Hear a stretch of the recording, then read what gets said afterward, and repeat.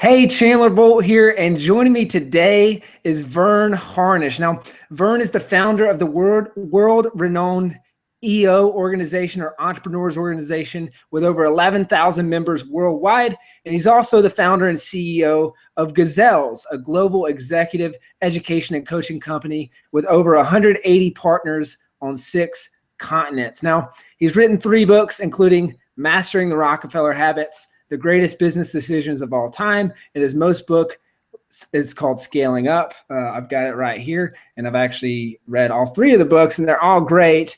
He's also a private investor in many scale-ups. He resides in Barcelona, Spain, with his wife and 4 children. Loves playing piano, tennis, and even magic as a card-carrying member of the International Brotherhood of Musicians. I am so excited about this interview today. A quick story before we kick off, and this is kind of funny. So, obviously you came and spoke in San Diego at the EO chapter here, and my buddy he went with me, and we had a good time. We're both in EO, and we were driving home, and we were just like, man, that rocked my world. And he looked over and he turned to me and he said, I'm pretty sure that was the best presentation that I've ever seen in my life. And I looked at him and I was like, Austin, that's crazy. Like that's a really bold statement. And I'm just going to call BS. And he said, better. And I thought for a couple minutes and I couldn't come up with it. And then we concluded that it was that point in our lives, the best presentation that we've seen. So hopefully I got the bar high, but I'm really excited to dive in here. Welcome. Well, glad to be here. Though it seems like we're having a little bit of a connection problem. Can you hear me fine? Yep, I can hear you fine. It's all good on my end. Yeah, good. I'm just getting a little bit of fuzziness back on your end. Cool. We're glad to be here. Always happy to talk about self-publishing. Well, hey, let's take us back. Obviously you've got 3 books under your belt. But the first one was written, I think, back in 2002. That's when it was released. So take us back to that time. Why did you decide to write your first book, and what was the purpose behind it? Yeah, well, first of all, I wish I'd written it 10 years before. It's absolutely the best marketing tool any human being can have. We encourage CEOs of companies to write a book. It's the best marketing tool you've got for customers, potential employees, and all of that. So I wish I'd done it in 92 instead of 2002. But I had launched this executive program at MIT for EO and had run the program, and really through that had developed this curriculum around what does it take to scale up a company. And we ended up then branding it around the Rockefeller habits, John D. Rockefeller's kind of habits. And it really started out as a series of articles. Back there in the go-go days of the internet, a dear friend of mine had got me a contract with, can't remember the name, had this strange name like Brain something, but it was this internet startup that was going to try to capture all the knowledge on the planet. And they paid this unbelievable amount of money, like $3,000 per article. And I got a contract to do like 8 articles. So it was like 24 grand. And I paid ghostwriter, Ellen Wojohn, who had written an article about me in Inc. magazine a decade before. I'd stayed in touch with her. In fact, I always recommend that's where you find these writers to help you if you're not really particularly into writing. Is, find someone who's written a story about you and you think did a pretty good job. And so that was Ellen at Inc. magazine. And so we paid her to write these articles. They published them, but it was crazy. You got the rights back 12 months later. And so it was really waiting till those rights had reverted back to me. We took 8 of those articles, plus an article I wrote for Fortune magazine. And I added one then that a friend wrote for me, Rich Russakoff.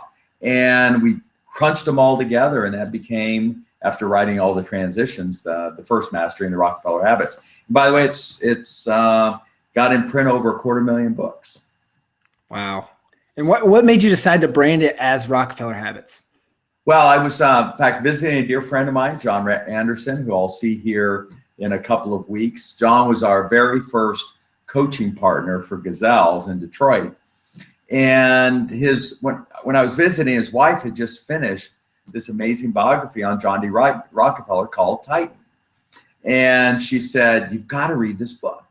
And so I did. And as I was reading through it, I recognized that this young guy had put in place, naturally, many of the kind of habits that we had discovered were critical to scaling up any kind of business. And I thought, look, here's the wealthiest guy on the planet by a factor of 3 over Gates or anyone else. And so I thought, what a great branding opportunity. And in some sense, I always kind of thought or hoped the Rockefellers might sue me so I would get some press. You know, as they say, any press is good press. But we sent one off to Nelson Rockefeller, and a buddy of mine sold his company to the Rockefellers and shared the books. And I think the fact that, you know, we talk positively about John when a lot of folks have had quite bad press about him, I think was important to the family. And I got to meet Mark Rockefeller years later, the exact direct descended 4th generation from John D. Sr. And so, you know, all was good. But I did promise Mark that I would start to drift away from then that Rockefeller name, and that's why we've got Scaling Up here today. But that's a little bit of the history and where the name came from. Got it. Now, you said 250,000 copies. What did you do to launch the book and to market the book up front? And how do you feel like it was able to take off as well as it has? Yeah. Well, I was lucky. I had a friend agent, Bill Gladstone. You know, Bill's been the agent to like over 10,000 of the most popular tech books. In fact, he helped self-publish the most successful self-published book in history, the one about the cures book. And Bill then hooked me up with a friend of his, Kenji Sugahara, who launched Select Books. And I was his very first book that he really structured as a self-publishing deal for me. Because look, I didn't know how to get an ISBN number or find a printer or get it up on Amazon or any of that kind of stuff. And so Kenji was kind enough to get that done. And I think first I had a good following in EO. I think it's good to have your own network. And then I wrote a book, and I figured this out a little bit later on. I wrote a book that more than only the CEO or more than only one person in the company needed to read. It was a kind of a book where if the CEO or leader liked it, they said it made sense for me to buy copies and for everybody else inside the company, because I need them to learn what it is that we're trying to do. And so I thought, in fact, we've got a new book coming out here shortly, and we specifically wrote it as a book for frontline employees to read so that we can sell, you know, you make one sale and you end up making 100 sales. And I think that was really the key to it being able to scale up to 250,000 copies. And then word of mouth did the job. I think if you write a good book, it's, you know, the network effect's going to help you out. If you don't, and I got to tell you, my job's to read many of the business books each year, and there's a lot of really crappy books. Now, that being said, you know, on the other side, when you're using it just as a business card, as long as I think you got a great looking cover, and I think that's where I see a lot of folks mess up, is they end up looking like it's self-published kind of cover. I think you need a great title. I think Mastering the Rockefeller Habits ended up being a great title for us. It was a good looking cover. I like Scaling Up a lot better as a cover. I think that's enough. You know, you pass it out and folks aren't going to throw it away like a business card, and they're going to sit it there on their shelf, and it's a good tool.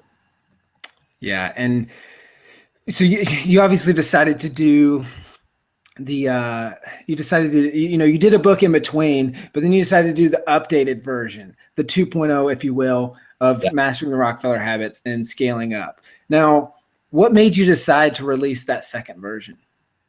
It was time. You know, first one was 12 years old. We had learned a lot of stuff after applying the tools. We created a whole bunch more tools, new frameworks. And so it was time to kind of take that new IP and get it bundled properly and get it out there to the marketplace.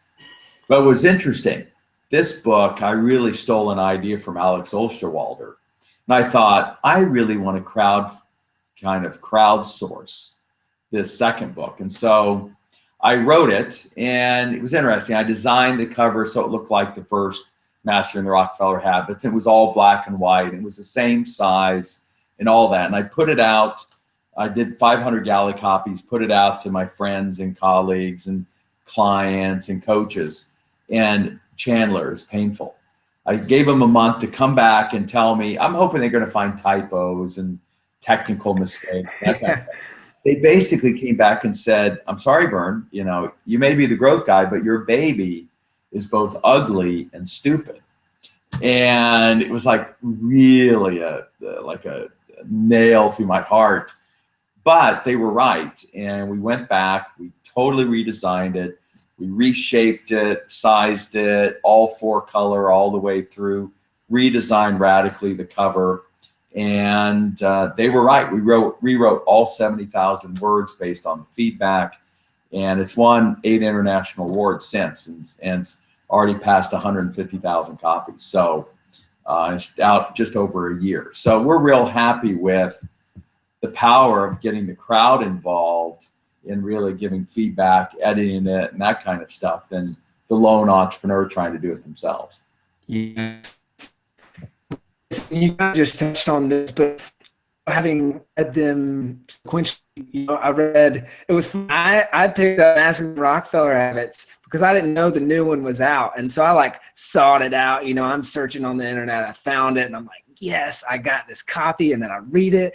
And then I'm talking with a friend and they're like, dude, he just released the updated version. You need to read that. So it was interesting moving into the next book, into Scaling Up. And I feel like Mastering the Rockefeller Habits, it's more of a traditional style book, right? Yeah. It flows and all that stuff. But then when you get into Scaling Up, like it's a textbook on steroids and like an instruction manual on how to run a company. So I'm curious what that process was like from going from that to everything was so defined, refined, you've got the worksheets, you've got everything. Like what was that process like?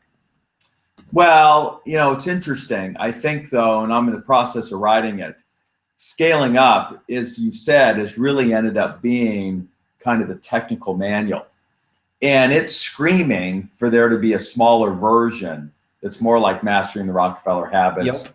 That kind of provides a good overview and the like. And then you can kind of turn to this textbook workbook.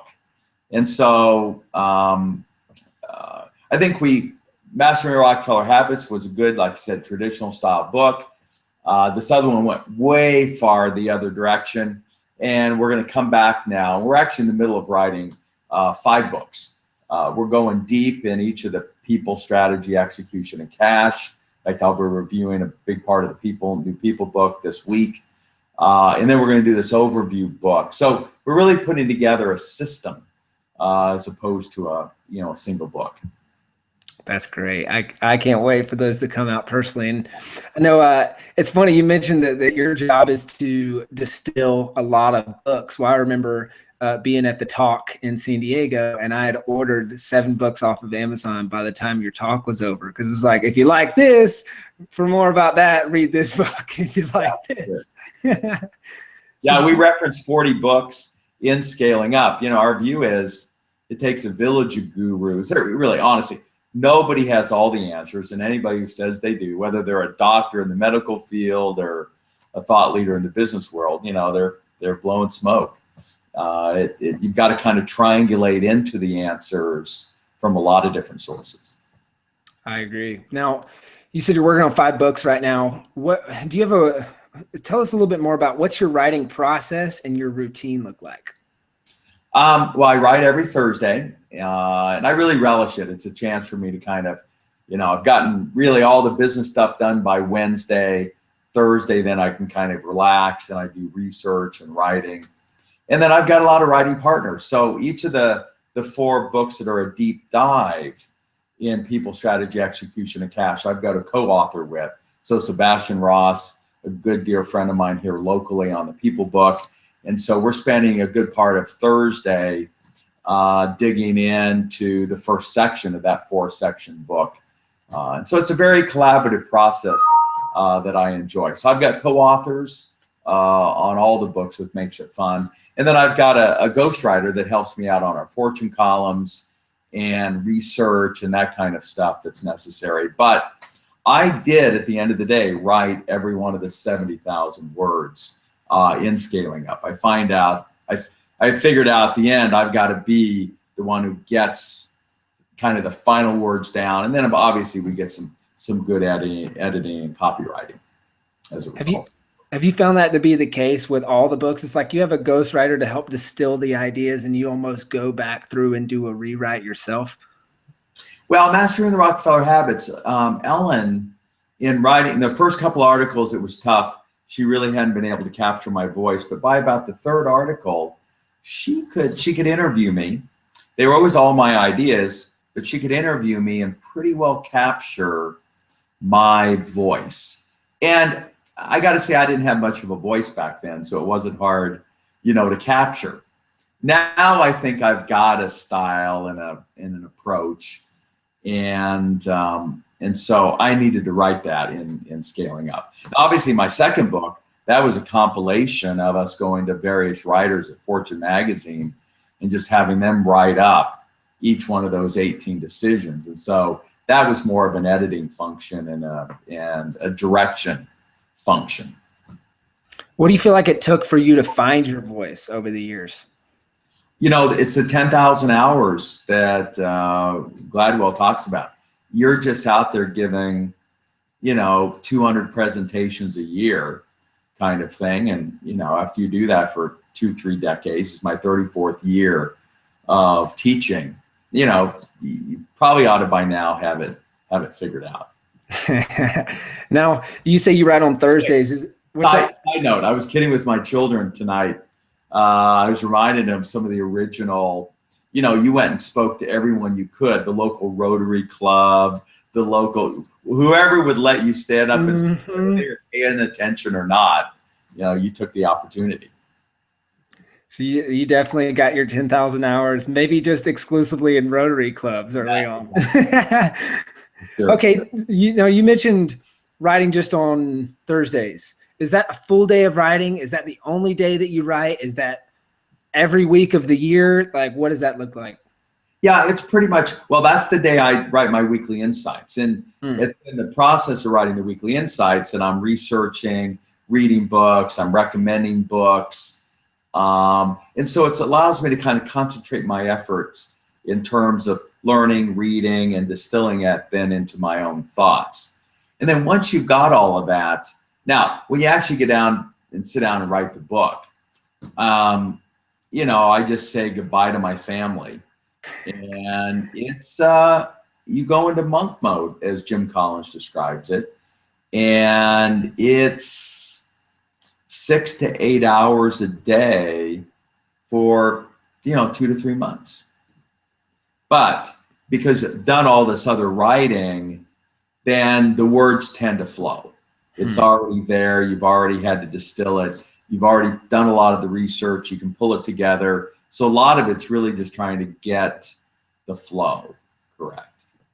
So how do you balance that, like having a big writing project or a deadline coming up with running your business? Because obviously if you're going 6 to 8 hours a day for 2 to 3 months, like how do you balance the two? Well, but I really wanted to pivot in the company to where I just enjoy writing and speaking. I don't really enjoy any of the things else that's required to run our company.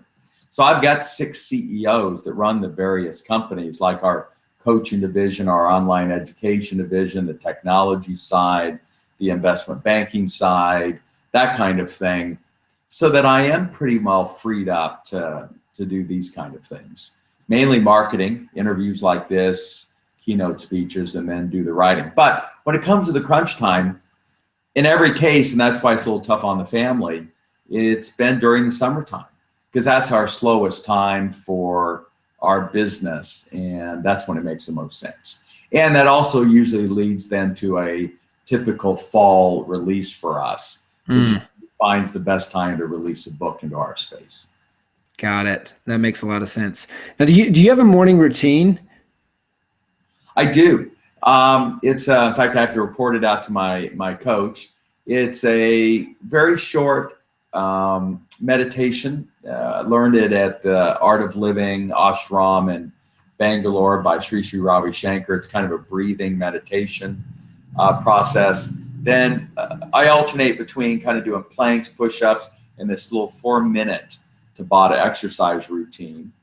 And then, that's it. That kind of gets me up and running. And then I try to work on whatever's I've got a big proposal that we've got to put together, a deck for a multi-million-dollar opportunity we're going after. And so that's slated for tomorrow morning. And what's nice about being in Barcelona is I'm 6 hours away from the US, 6 to 9 hours. No emails really come in till about 3 o'clock in the afternoon. So I've got a lot of quiet space to work on major projects like that. That makes sense now. Do you have does your routine vary from when you're in writing mode versus when you're in business mode? Well, of course, when I'm in the writing mode, that kind of 6 o'clock in the morning or 6, 7 in the morning till 2, 3 in the afternoon, which is when I'd be working on major initiatives for the company, Monday, Tuesday, Wednesday. I really crank hard Monday, Tuesday, Wednesday on the company. Thursdays, then this kind of reading, relaxing, and Friday I dedicate to my charities. So I pretty well stick to that routine. The only thing is I just replace those big chunks of times I'd be working on projects for the company with writing, because I consider the book, and we consider the Scaling Up book, the most significant project I needed to get done for the company at that time. Got it.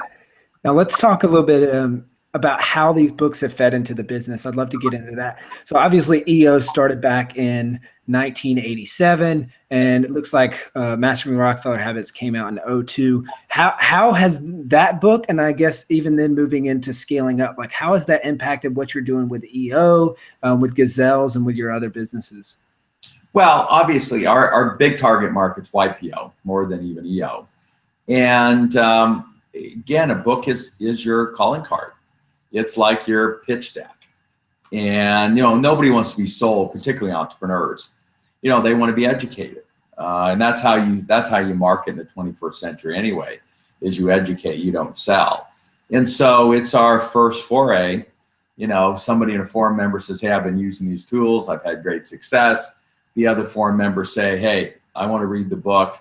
And then that leads to speaking gigs. And then a lot of those companies belong to trade associations, and they're like, hey, if I bring one of my guys in to speak at the trade association meeting, then I get to introduce him, and we know Verne's going to do a great job, so it makes us look good in the industry. And so you just kind of network your way through, because of EO and YPO and Vistage, into various industries. And so I end up keynoting a lot of industry meetings, because our clients are the past, present, or future president of the trade association. Now, did you see a big, like with the growth trajectory of EO and with YPO, like, did you see any change after you released Mastering the Rockefeller Habits in 2002? Like, did you see any correlation between that book selling and the business growing? Like, what did that look like? No, well, remember, EO's not my business. I launched it in 87, but I was done in 90. I ran an executive program then from 91 to 2006. Yep. But I launched Gazelles in 97. So the book absolutely has propelled, and the books have propelled Gazelles into 182 coaching partners on 6 continents and that kind of stuff. But we had nothing to do with EO's growth. EO was going to grow, with or without me and its books. And what about the Gazelle side of things? Like, what does that process look like from when someone picks up the book to when they move into Gazelle's coaching? And like, how have you seen the book, not only the first one, but then also the second one? Like, how have you seen that directly impact business? Well, by the way, I don't know if we got down to the details, but that's why I think it's so critical for people to self-publish. Because, under self-publishing, that book of mine that's 4-color, 256 pages, only cost me a little over $2. But now that's at 50,000 copies. but it's not much more if you only had 5,000 copies. You know, it's maybe $4. And you can afford to give them away. I find that I've got to give away about 10% to drive the other 90%. And you bundle them with your speeches, and they're a nice trade-off. So I'll say, here's my speaking fee, and it includes 400 copies of the book. And if somebody thinks my fee's too high, then I can discount back on the retail value of 400 books. On the flip side, if I include it in my speaker fee, 400 books at $2 is only $800. It's not much, but it's perceived as a really nice gift. And now that you've got the book in everyone's hand, because we've got a book that a lot of people want to buy lots of, you know, we sell boxes of books every week directly. That's how it gets a multiplier effect. So typically I speak, everyone's got a copy of the book. They go back, they say, wow, I like this. They go buy a box of books. In the middle of that process, they say, hey, maybe I ought to get some help. So they get a hold of one of our coaches, and then before long, it's a multi-year coaching engagement. Got it. So I like that 10% versus 90% rule. Of the 10%, is most of that 10% in speeches? Are there other ways that you also give the book away? Yeah, we'll do donations. There was an auction that was raising a bunch of money. It had the right audience. And so in the gift bag, we donated 200 books to that particular auction because, again, it had our target market. They're available. A lot of the YPO events that I do, like I'm getting ready to speak at a family university for YPO Southern 7. I'll have a bunch of the books there that we'll either sell or give away. But you're right. A lot of the giveaway will be, well, like GLC. EO had its big global leadership conference, and that's got, I don't know how many, we donated, I think 2,500 books. So we got that book in the hand of every leader within every EO chapter. And yeah, it looks like on paper that many books would cost me, you know, $25,000, but it cost me $5,000 plus shipping. And that's a minor cost. But those 4,000 that we gave away, I know has helped really drive a lot of the 150,000 books that we have sold. And it's like you're sending out little mini salesmen for your company. I'm telling you, this is your pitch deck. So what you've got the speaking, you've got Gazelles. What are other things what are other ways that you drive into back end, like business for yourself and for your companies off of the back end of these books? Well, you know, first we've got our workshops that come off the book. So we're running 80 of those in the United States and others around the world. We've got these more 2.5-day intensives. I'm running one in Munich next week. We run those all over the world. Just had one in Madrid a few weeks ago. And so those are, you know, highly paid events. So you've got the workshops that come off the book. Then you've got the coaching, and those are $30,000 to $100,000 contracts that are obviously based on the tools that we have in the book. Then we have our whole online education division, of which Scaling Up is one of the major courses, but we've now expanded to the other gurus that we feature in the book, like Salim Ismail's Exponential Organization, Jack Stack's Great Game of Business, Brad Smart's Top Grading. So those 40 books that I mentioned in my book, we've got workshops or online tools that represent all of those. So that's a whole nother division. But the one that's actually one of the most profitable is that we're then cherry picking out of our 2,000 clients that we have at any one time, those that we're directly investing in. So I'm an investor in Build Direct, you know, as a result of their activity with us. And that company's been doubling every year. I think it's on its way to $500 million this year. I'm a major investor in a company called Barcelona Housing Systems that just partnered with the Chinese, and we got our first 2.6 billion. We're building literally cities. One's going up right now in Copio, Chile. So the money that we'll earn off of the investments that we're making into the companies that we're helping to scale up, that's multiple X times the coaching fees and the workshop fees and the speaker fees and that kind of stuff. So that's been our real way to monetize. Wow, that's great. And that's a great vetting process because they're clients. And that so someone could easily go all the way from, hey, I just got this book scaling up, all the way through the process and then end up having you invest in their company. Yeah, with Rackspace, everybody knows that, helped make Graham Weston one of the young billionaires in Austin. We got friends and family stock at $3 before they went public and cashed out at 60. And so to get 20x on your investment, those are good returns in just 18 to 24 months. Now, what's one or two surprising benefits or ways that you've made money off the back end of your books that when you wrote them you didn't really expect, but then it just happened? Well, it's this one. I hadn't even thought to do this, but we were hosting Jim Collins at our Fortune Summit. And Jim's latest book, Great by Choice, to me is absolutely the best book of all he's written, though it's not doing as well ranking wise on Amazon. I've actually almost felt like I want to be this one-man marketing machine for Jim's book because I think it's so outstanding. And in there, he's got a chapter on return on luck.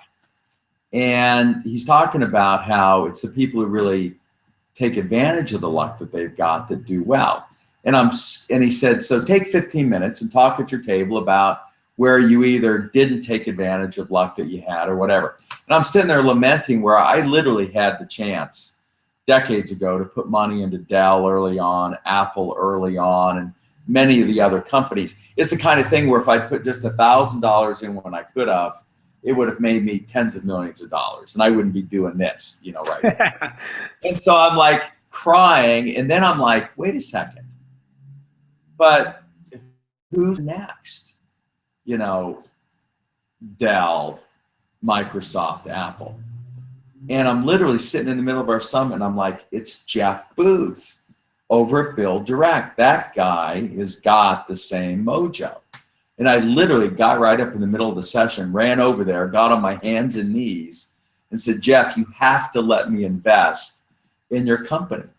And he goes, it's funny you're asking. We just are in the middle of closing our latest round. I'm happy to let you in.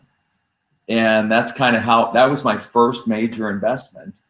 And I said, all right, I'm going to start looking more. So that was a very alternative back end way to really monetize the book, because the book was what gave us brand and had Build Direct as a client.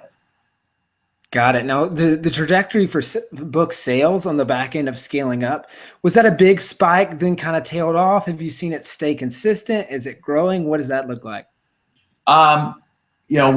We drive a big spike at the very beginning through pre-sales. But no, the thing is, it's been this very consistent. We've been the #1 or #2 ranked strategy and competition book on Amazon since the beginning, and it's been almost 18 months now. It just consistently sells a chunk of books.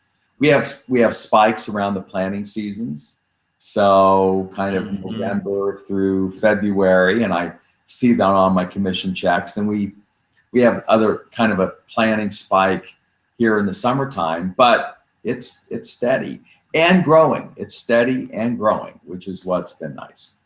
That's great. And Rockefeller Habits was absolutely an exponential curve. 10,000 books year one. I just checked my numbers from Kenji. We were at 22,000 books by 2004. And then, over the next 10 years, that went from 22,000 to 250,000. Wow. That's fantastic. It's funny. So I live in an entrepreneur house. All of us run online businesses in the house. There's 5 of us. And the running joke is here, if scaling up was not within arm's reach, that there's like a problem.